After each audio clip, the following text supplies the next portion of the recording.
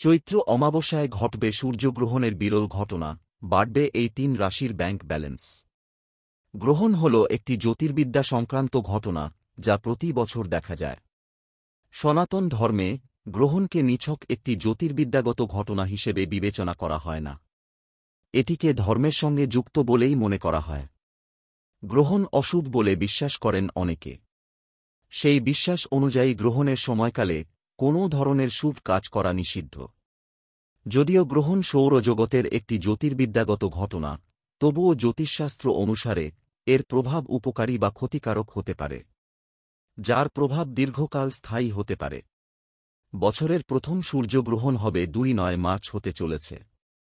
এছাড়াও এদিন শনি ও চৈত্র অমাবস্যা কাকতালীয়ভাবে রয়েছে। বছরের প্রথম সূর্যগ্রহণ মীন এবং উত্তর ভাদ্রপদ নক্ষত্রে ঘটতে চলেছে। এবার চৈত্র অমাবস্যা ২ মার্চ পড়েছে এবং একই দিনে বছরের প্রথম সূর্যগ্রহণও ঘটতে চলেছে।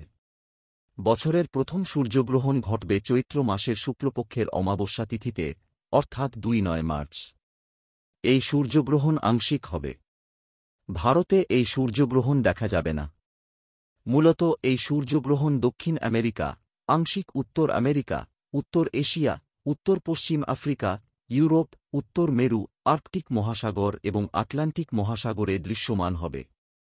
ভারতীয় সময় অনুযায়ী ২ মার্চ অর্থাৎ আগামীকাল সূর্যগ্রহণ শুরু হবে দুপুর ২টা ২১ এবং শেষ হবে সন্ধ্যা ৬টা ১৪।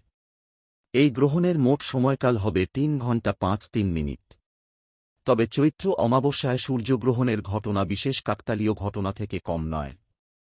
তাই এটি একটি গুরুত্বপূর্ণ জ্যোতিষশাস্ত্রীয় ঘটনা হিসেবে বিবেচিত হচ্ছে।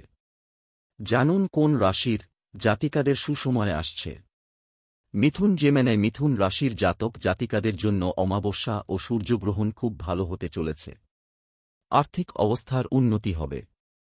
কর্মজীবনে অগ্রগতি হবে। চাকরিতে নতুন সুযোগ আসবে। ব্যবসায় লাভ হবে।